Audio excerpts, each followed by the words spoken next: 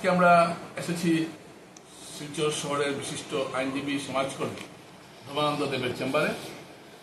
আপনারা জানেন যে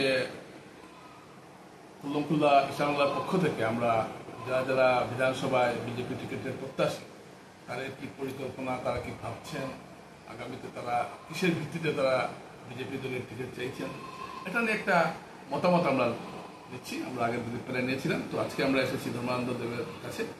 তো আমরা প্রথমেই তাকে যে প্রশ্নটা করব যে একজন শিলচরের একজন নাগরিক হিসাবে এবং একজন আইনজীবী হিসাবে এবং একজন সমাজকর্মী হিসাবে, এবং আপনারা জানেন তিনি একজন দক্ষ কলমচি, তিনি বিভিন্ন বিষয়ে পত্রপত্রিকায় তার মতামত উপস্থাপন করেন এবং এগুলো মানুষ খুব আগ্রহের সঙ্গে এগুলো পড়েন। তো আমরা প্রথমেই ধর্মানন্দ দেবের কাছে জানতে চাই যে আপনি যেখান থেকে নির্বাচনে লড়তে চাইছেন সেই জায়গার কোন সমস্যাটাকে আপনি প্রধান বলে মনে করেন? সবচেয়ে বড় সমস্যা আমার মনে হচ্ছে যে বর্তমানে যে বড় সমস্যা হচ্ছে তা হচ্ছে যে কর্মসংস্থানের সমস্যাটা সবচেয়ে বড় সমস্যা। এই সমস্যাকে আমি সমাধানের আপ্রাণ চেষ্টা করব আমার ক্ষমতা অনুযায়ী এবং যুব কল্যাণের জন্য আমি চেষ্টা চালিয়ে যাব। এছাড়াও সমস্যা দেখুন শেষ নেই, বিভিন্ন সমস্যা রয়েছে শিলচর শহরে, যেমন নাগরিক সেবার সমস্যা রয়েছে, জলাবদ্ধতার সমস্যা রয়েছে, শহর পরিচ্ছন্নতার সমস্যা, বিভিন্ন সমস্যা রয়েছে। আমরা এক এক করে এই সমস্যাগুলি সমাধান করতে হবে। তবে অগ্রাধিকার দিতে হবে যে বেকার সমস্যা অর্থাৎ কর্মসংস্থানের যে সমস্যা রয়েছে সেই সমস্যাকে আমি অগ্রাধিকার দেওয়ার চেষ্টা করব। ধর্মানন্দ বলছেন যে শিলচর শহরে কর্মসংস্থানের যে সমস্যাটা একটা বড় সমস্যা। আচ্ছা, এর বাইরে যে যানজটের একটা সমস্যা রয়েছে, আপনারা জানেন জমাজলের একটা সমস্যা রয়েছে শহরে, এই পুরো বিষয়গুলো নিয়ে আপনি কি ভাবছেন? আছে, আগামীতেও থাকবে, বিগত দিনেও ছিল, আগামী দিনেও থাকবে। এক এক করে আমরা সমস্যার সমাধান করতে হবে। যে শুধু প্রার্থী পরিবর্তন বা নতুন প্রার্থী এসে গেলে সমস্যার সমাধান হয়ে যাবে এই হিসেবে আমি বিশ্বাস করি না। সমস্যা সমাধানের জন্য একান্ত চেষ্টা থাকতে হবে এবং সেই চেষ্টা আমি চালিয়ে যাব। সবচেয়ে যে বড় সমস্যা আমি বললাম যে বর্তমানে আমার কাছে মনে হচ্ছে সেটা হচ্ছে কর্মসংস্থানের সমস্যা। দ্বিতীয় যে সমস্যা হচ্ছে শহরের যানজট এবং রাস্তাঘাটের সমস্যা। সেই সব সমস্যা আমি অগ্রাধিকারের ভিত্তিতে সমাধান করার চেষ্টা করব এবং তার জন্য আমি বর্তমানেও অনেক সমস্যা সমাধানের জন্য সরকারের কাছে দাবি এবং আবদার পেশ করেছি এবং করব, আগামীতেও করব। আমি প্রার্থী হলেও করব, প্রার্থী না হলেও করব। আজকে যে অবস্থায় আছি সেই অবস্থায় আমি আগামী দিনেও থাকবো। সব সময়ই আমি শিলচর শহরের মানুষের সাহায্যে সহযোগিতায় আমি কাজ করে যাব। কেননা আমি যে দলের সদস্য বা যে দলের সৈনিক, সেই দলের মূল মন্ত্রই হচ্ছে সেবাই সংগঠন, অর্থাৎ সংগঠনের মূল মন্ত্রী হচ্ছে সেবা। তো মানুষের সেবা করাই হচ্ছে আমার ধর্ম। শহরে বা শিলচর, আপনার যে বিধানসভা শিলচর এলাকা যেটা রয়েছে, এই এলাকার উন্নয়নের জন্য আপনার কি কোনো নির্দিষ্ট পরিকল্পনা আছে? যে থাকে তাহলে একটু আমাদের সামনে খুলে বলুন। রয়েছে সেই নির্দিষ্ট পরিকল্পনাটি হচ্ছে যে আপনারা দেখবেন যে কমন সার্ভিস সেন্টার যেগুলো রয়েছে বিভিন্ন ভারতবর্ষের বিভিন্ন জায়গায়, আমার একটা ইচ্ছা বা স্বপ্ন রয়েছে যে যতটি পোলিং স্টেশন আমাদের বিধানসভায় রয়েছে, বুথ কেন্দ্র রয়েছে, সেই বুথ কেন্দ্র অনুযায়ী আমি নাগরিক সেবা সহজীকরণের জন্য নাগরিক সহায়তা কেন্দ্র খুলব। এই সহায়তা কেন্দ্রগুলিতে যাতে বার্থ সার্টিফিকেট থেকে শুরু করে মিউনিসিপ্যালিটি ট্যাক্স সব কিছু যাতে যে ওয়ার্ডের মানুষ বা বুথ কেন্দ্রের মানুষ সেখানেই সমস্যার সমাধানের করতে পারেন, বহুলাংশে সেই সমস্যার লাঘবও হবে আমি এই আশা রাখি। তার জন্য আমি নাগরিক সহায়তা কেন্দ্র প্রতিটি বুথে খোলার চেষ্টা করব। এটা কি সরকারি না বেসরকারি? সরকারিভাবে খোলার চেষ্টা করব। এটার জন্য আমি সরকারের দ্বারস্থ হব, সরকারের কাছে দাবি জানাবো। একটা সমস্যা আমি আপনাদেরকে বলি যে যিনি বিধায়ক হন না কেন, তিনি হচ্ছেন আইনসভার সদস্য, আইন প্রণেতা। ওনার কাছে এবং বিভিন্ন ডিপার্টমেন্টের কাজের মধ্যে একটা ডিফারেন্স রয়েছে। সেটা কিন্তু আমরা যারা আমজনতা আমরা অনেক সময় উপলব্ধি করতে পারি। সেটা কিন্তু অনেক বড় ডিফারেন্স রয়েছে।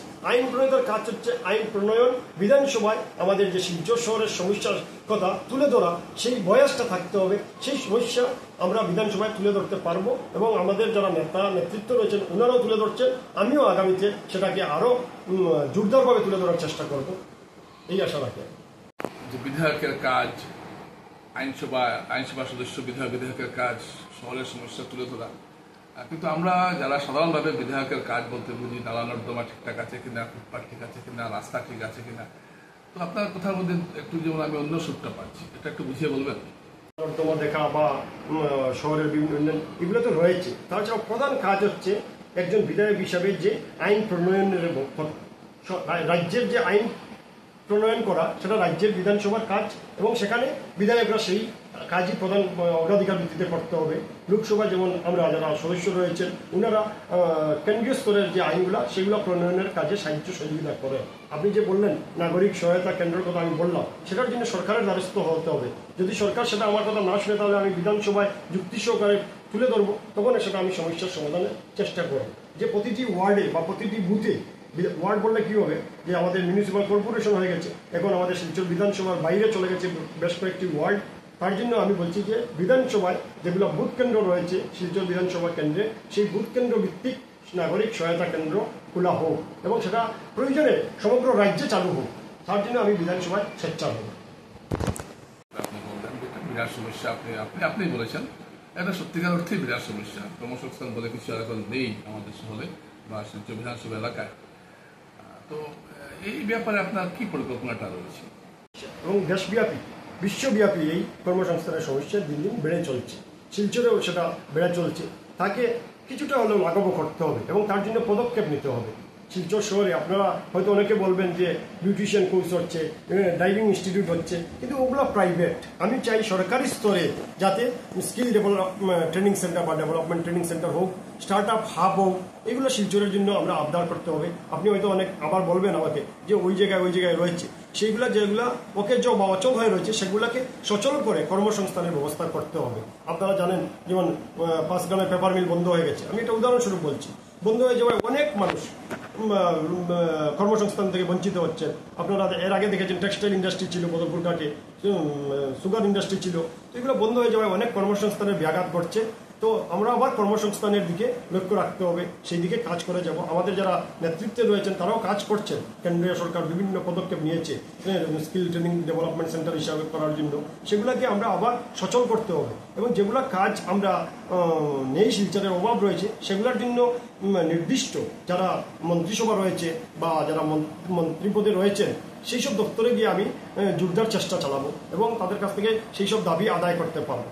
আমার একটা কথা আপনাদেরকে শেয়ার না করে বলতে পারছি না যে আমাদের যারা পূর্বসূরি বিধায়করা ছিলেন ভারতীয় জনতা পার্টি, যেমন সমরেন্দ্রনাথ সেন, মাননীয় সমরেন্দ্রনাথ সেন ছিলেন, উনিও একজন সিনিয়র আইনজীবী ছিলেন, শ্রদ্ধেয় বিমলাংশু রায় ছিলেন, উনিও আইনজীবী ছিলেন। ওনারা আমি দেখেছি যে বিভিন্ন অন্যান্য রাজ্যসভার ফান্ড থেকেও এনে কাজ করেছে, সাংসদ ইন্দ্রমণি বড়ার কাছ থেকে এনে কাজ করেছে, বিভিন্ন অন্যান্য রাজনৈতিক দলের রাজ্যসভা সাংসদের কাছ থেকে ফান্ড এনে শহরের উন্নয়নের কাজ করেছে। তা আমি আমাদের সরকার রয়েছে কেন্দ্রে এবং রাজ্যে, বিভিন্ন মন্ত্রিসভা দপ্তর রয়েছে, বিভিন্ন মন্ত্রী রয়েছেন, ওদের কাছে আমি যাব যে এটা আমাদের দরকার। যেমন আমি বললাম এখন কর্মসংস্থানের কথা, তার জন্য নির্দিষ্ট মন্ত্রিসভা রয়েছে, নির্দিষ্ট মন্ত্রী রয়েছেন, ওনার কাছে আমি দ্বারস্থ হবো যে এখানে একটা স্কিল ট্রেনিং সেন্টার সরকারিভাবে স্থাপন করা দরকার। আমি কিন্তু বেসরকারি কথা বারবার বলছি, আমি চাই না, বা আমি চাই সরকারিভাবে স্কিল ডেভেলপমেন্ট ট্রেনিং সেন্টার হোক, স্টার্ট আপ হাব হোক, শিলচর শহরে বা শিলচর বিধানসভা কেন্দ্রে এইসব স্থাপন হোক, যাতে আমাদের শিলচর শহরের ছেলেরা যাতে বাইরে চলে না যায়।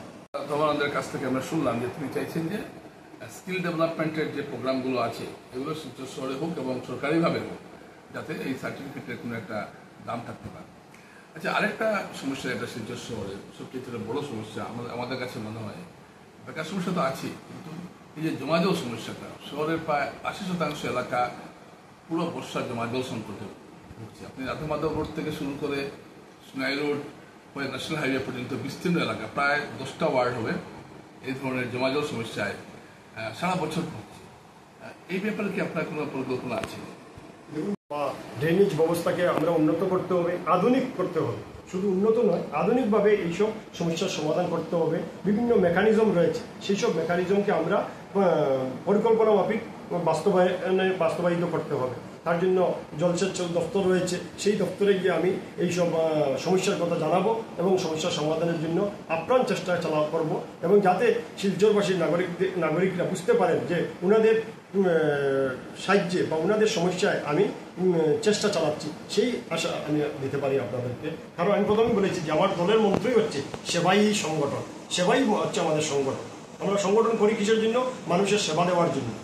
তার জন্য আমরা ভারতীয় জনতা পার্টি করি, যাতে আমরা মানুষের সেবা দিতে পারি। আর এই সেবাকেই আদর্শ রেখে আমি নির্বাচনে প্রার্থিত্বের দাবি করেছি। আগামীতে যদি নেতৃত্ব আমাকে চয়ন করে তাহলে আমি নেতৃত্বের কাছে খুশি থাকবো, এই আশা।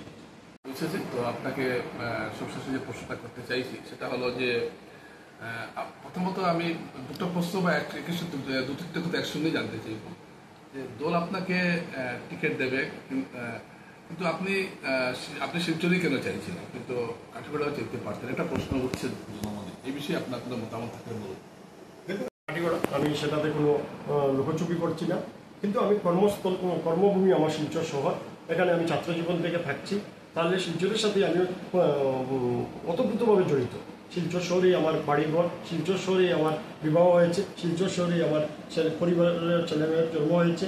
আমি এখন আমার যে গ্রামের বাড়ি সেখানে কেউ নেই, তালামারা অবস্থায় রয়েছে বাড়ি। আমি শিলচর শহরেই প্রতিষ্ঠিত হয়েছি এবং আমার কর্মভূমি হিসাবে শিলচরকে আমি বেছে নিয়েছি এবং আমি আশাবাদী শিলচরের মানুষ আমাকে পছন্দ করে, ভালোবাসে, কারণ আমি আজও যেভাবে সচেষ্ট রয়েছি আগামী দিনেও থাকবো। যদি আমি দল আমাকে প্রার্থী না দেয় তবুও আমি সচেষ্ট থাকবো, কারণ আমার কাছে সেবাই সংগঠন। দেখুন, এটা আমি দাবি জানিয়েছি, আমি 100% আশাবাদী যে আমি দলের প্রার্থী তো পাবো, কেননা আমি দলের জন্য দীর্ঘদিন থেকে কাজ করে যাচ্ছি। আমি ছাত্র জীবন থেকে কাজ করে যাচ্ছি। আমি যখন এইচএস ফার্স্ট ইয়ারে পড়তাম কালাইন হায়ার সেকেন্ডারি স্কুলে, তখনই আমি এবিপি ছাত্র প্রতিনিধি হিসাবে নির্বাচিত হয়েছিলাম। তারপর থেকে দীর্ঘদিন আমি ছাত্র রাজনীতিতে ছিলাম। তারপর আমি বিজেপিতে যখন জয়েন করি, প্রথমেই আমি কাঠিগড়া মণ্ডল কমিটির ভাইস প্রেসিডেন্ট হিসাবে মনোনীত হয়েছিলাম। তারপর থেকে দীর্ঘদিন আমি দলের সাথে কাজ করে যাচ্ছি, আজও আমি দলের কাজ করে যাচ্ছি। দল আমাকে যখনই যে কাজ দিয়েছে সেটা আমি মনে প্রাণে করে গিয়েছি। যেমন আমি সদ্য একটি আপনাদের কাছে উদাহরণ তুলে ধরছি, আমাকে একটি ওয়ার্ডের প্রভারী হিসাবে দায়িত্ব দেওয়া হয়েছে মিউনিসিপ্যাল কর্পোরেশন ইলেকশন উপলক্ষে, সেটা তো আমি কাজ করে যাচ্ছি।